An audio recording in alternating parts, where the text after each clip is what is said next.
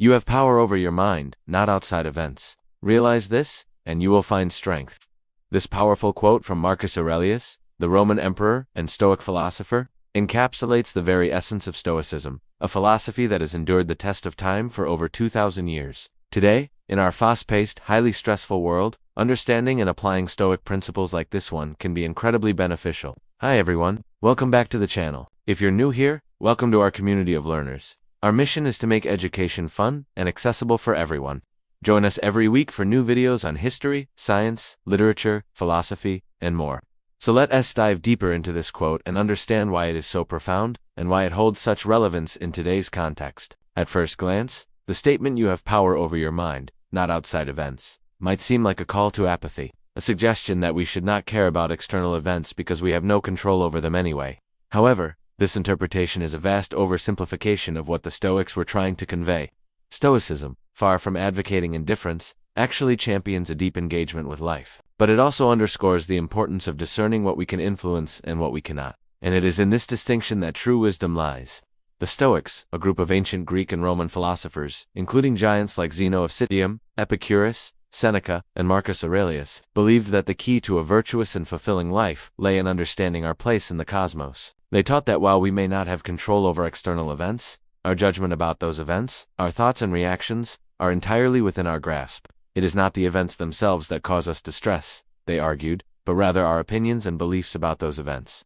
Imagine, for instance, that you are waiting for an important job interview. You prepare diligently, honing your skills and practicing your responses to common interview questions. Yet despite your best efforts, you receive a rejection email. In this scenario, the event is straightforward. You did not get the job. Your reaction to this event, however, is entirely up to you. You could choose to dwell on the rejection, letting it chip away at your self-confidence and fill you with resentment. Or you could choose to see it as an opportunity for growth, a chance to reflect on what you can improve for next time. The Stoics would argue that it is this latter reaction, this choice of interpretation, that truly matters. It is the difference between being resilient and allowing yourself to be crushed by setbacks. This perspective challenges us to confront the harsh reality of life head-on. It encourages us to stop wasting energy fighting against the inevitable. And it equips us with the tools to turn potential setbacks into stepping stones. It's a call to action, urging us to focus on what we can control, our thoughts, our choices, our actions, and to release what we cannot. In today's world, this teaching is especially relevant. We live in an era where the lines between what we can and cannot control are often blurred. Advancements in technology have given us the power to shape our immediate surroundings like never before. But at the same time, we are bombarded with news, opinions, and images from around the world. This constant exposure can lead to a feeling of helplessness, a sentiment that what happens elsewhere affects us deeply. But according to Stoic philosophy, this feeling is itself the problem. Think about the average person today. How much of their day is spent worrying about things they cannot control? Global conflicts, economic downturns, natural disasters, or even the actions of their favorite sports team. How much time and energy is wasted on anger, bitterness, or regret over past events? The Stoics would argue that this is a misuse of our precious human resources. Instead, we should focus our energy on what we can influence, on acting virtuously and wisely in each moment. Marcus Aurelius, one of the most famous Stoics, was in a unique position to observe both the limitations and the potential of human power. As the emperor of Rome, he had the resources to influence the entire empire,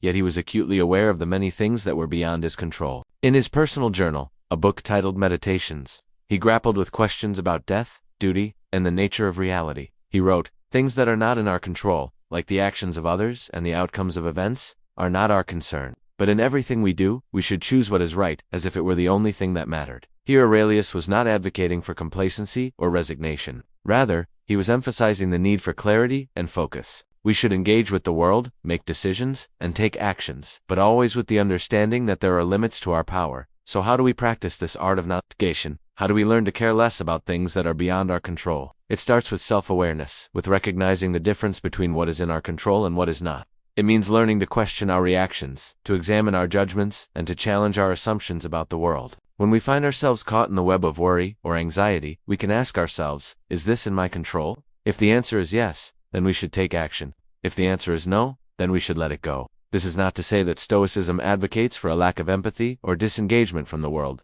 On the contrary, Stoics like Seneca and Epictetus had deep compassion for the struggles of others. However, they also knew the importance of setting boundaries. They understood that helping others should not come at the expense of our own well-being, and that true empathy comes not from pity, but from understanding and shared humanity. In a world that often feels chaotic and unpredictable, the Stoic philosophy offers a beacon of clarity. It reminds us to focus on what we can influence, to respond with wisdom and resilience to what we cannot. In doing so, it not only helps us navigate the complexities of life, but also empowers us to live more authentically, courageously, and virtuously. But remember, the path to inner strength and wisdom is a journey, not a destination. Every day brings new challenges, new opportunities to practice the art of caring less about things that are beyond our control. As you continue to explore the teachings of the Stoics, I encourage you to apply these principles to your life, to embrace the discomfort of self-reflection, and to commit to the lifelong pursuit of wisdom and resilience. As the great Stoic Epictetus once said, "It is not death that a man should fear, but rather he should fear never beginning to live." Don't wait for the perfect moment. Start today. Begin by understanding what lies within your power and what doesn't. As you do, you'll discover a new sense of calm, a clearer vision, and the strength to face whatever life throws your way. If you found this discussion helpful, we invite you to share your thoughts. What does you have power over your mind, not outside events, mean to you? How do you apply this teaching in your daily life? Share your experiences and insights in the comments below. Your participation helps create a richer learning experience for everyone. And don't forget to like and subscribe for more thought-provoking discussions on philosophy and other topics. Your engagement fuels our journey and helps us bring these ideas to a wider audience. Thank you for joining us. And until next time, may you find strength in the wisdom of the Stoics and the power of your own mind.